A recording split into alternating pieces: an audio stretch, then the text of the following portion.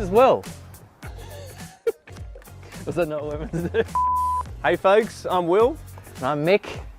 And we have two test bikes here that are in dire need of some suspension servicing, but rather than throwing the forks and shocks into a box and sending them off in the mail, we thought we'd come here to Sydney, to Fox Factory Australia, to meet the people behind the brand who service suspension every day of the week, so we can hopefully learn a thing or two about servicing suspension ourselves. And then this afternoon we're heading out for a ride. And we're going to get the Fox team to come out with us on the trails and help us set the fork and shock back up.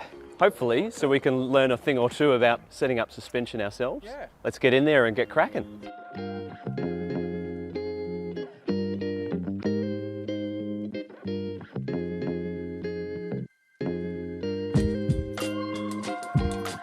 Look at that, eh? Looks clean on the outside.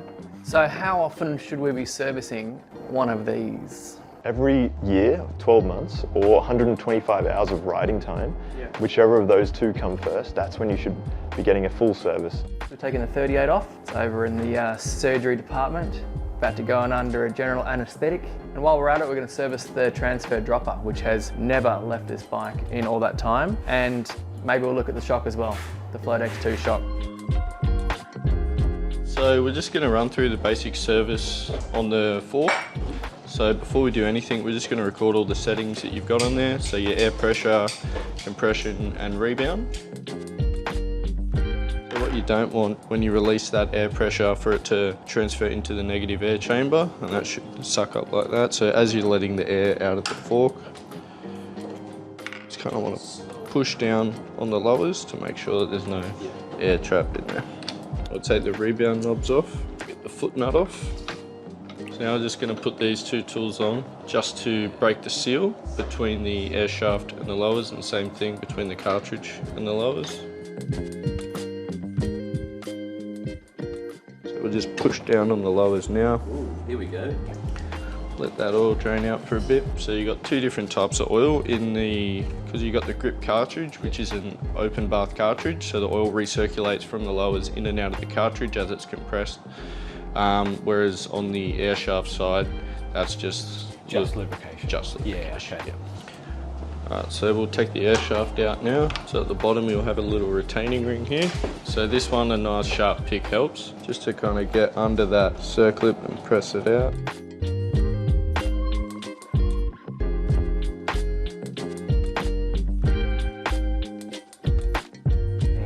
Interesting. Alright, so that's everything out of the CSU. So at this point, we just run through, check over the CSU for any damage. So this is what happens when you don't service your suspension as regularly as you should. Finn's got some upper tubes here which have some serious wear on them. Yeah, so this primarily caused by a lack of servicing and not getting your 125 hours or yearly service down pat causes this excessive wear on the stanchions. That wear is actually from oil not lubricating. So that's just dry, like that pushing there, rubbing on the upper tube. There's just no oil in there. No lubrication, no oil. It just slowly wears more and more until oil starts to really pour out of these seals. No, service your forks. Please. We'll just go through and remove the dust wiper seals, making sure we're not damaging the fork. So I'm always doing it from the inside, pushing out. We'll take the CSU and the lower legs, and we'll just take them out to the parts washer.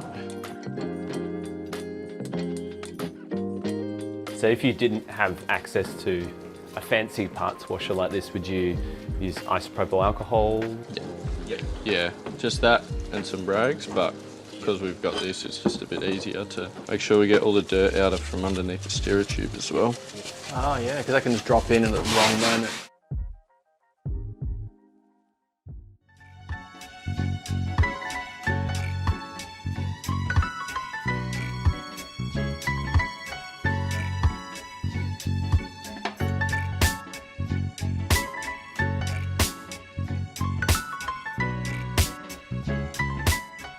Right here we've got Fox transfer in a 30.9 150mm travel. Do a complete service on it, so not just the dust wiper that's here. I'm going to take apart the damper, check the keyways, the little index pins. I'm going to do all of that. If you don't keep on top of your servicing, you can maybe see the transfer not extending as fast as it would when it's brand new. We're going to make sure it's returning at its 100% state. Right there, you've got these 2 bushings, and you've got these 3 metal index pins. Now what they do is control the amount of side-to-side rotation there is, and allows the transfer post not to bind at any point in its travel. If you wanted less lateral play on your saddle, you could install thicker index pins. So that was all the issues we had with dropper posts when they first started coming out, was a lot of lateral play.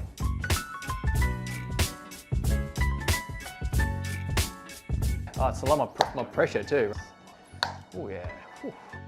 After we rebuild all our shocks, they all go onto the dyno here, put it through like a short stress test, make sure there's no like seals that were put in incorrectly and no oil loss. And also just check the function of all the adjusters, the low speed, high speed compression adjusters, but we can get a feel to see if there's any air in the shock as well. How long does it normally take to do a fork service, a shock service, and a dropper? Yeah, so all those things tend to take a similar amount of time, around 45 minutes to an hour and a half, depending on how much cleaning is required. And yeah, the dirtier and filthier it is, the more you need to inspect for any wear, premature wear on any parts. Now it's in the internals of our suspension and everything's freshly serviced. We're going to head out to your local test track. We're going to get your assistance to help us set up and tune, see how freshly serviced suspension feels.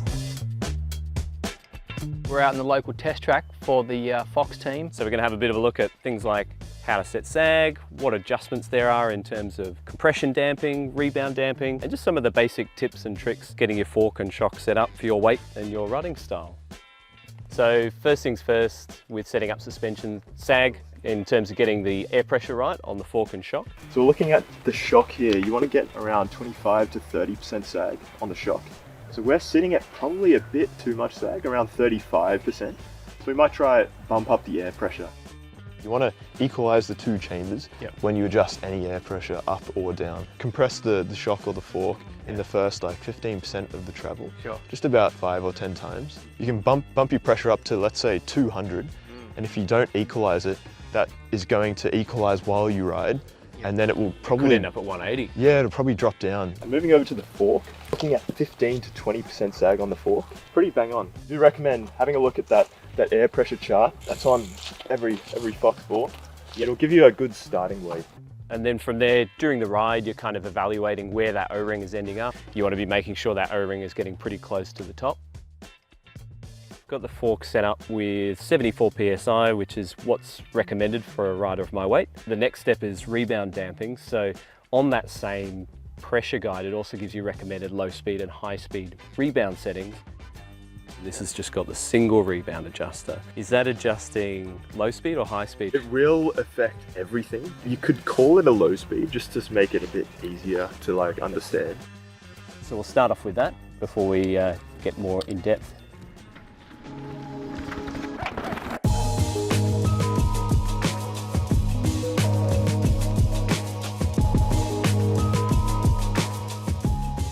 Been riding a section of trail here, and to start off with, we're talking about focusing on one adjustment at a time. Low speed rebound is the first thing that you want to kind of dial in. So low speed rebound, that's going to affect the slowest impacts. Smoother sections of trail, maybe where you're moving around a bit on the bike and you're looking for where the fork's sitting, how fast it's returning, or how slow it's returning. And let's talk a little bit about bracketing, because I think this is a really important tool for people to use, especially with these Grip 2 forks and the X2 shock. What you're aiming to be doing is you want to be adjusting your compression and rebound adjustments in a way where you don't get lost. So let's say you ride a set of trails, we've got our starting position. Now we're going to go 2 clicks slower on the rebound, and we're going to do exactly the same line, just take everything the same, and see how it feels. So we're looking for a short section of trail that you can repeat kind of over and over again, and from here we're going 2 clicks faster or 2 clicks slower. Yeah.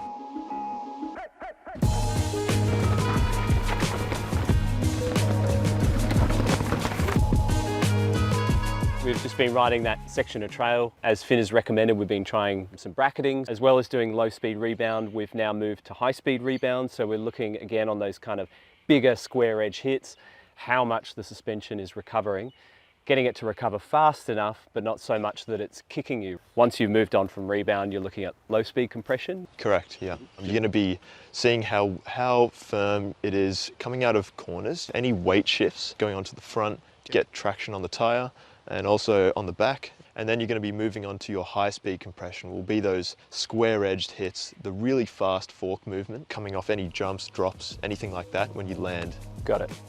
Well, that's been really quite interesting. We've got a head full of new ideas around how to tune the suspension and the importance of bracketing. We watched and learned a lot about servicing.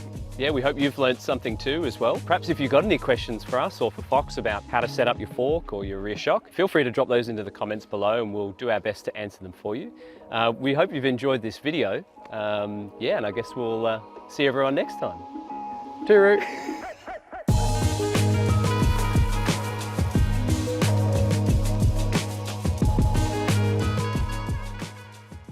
Any moment now. Watch this.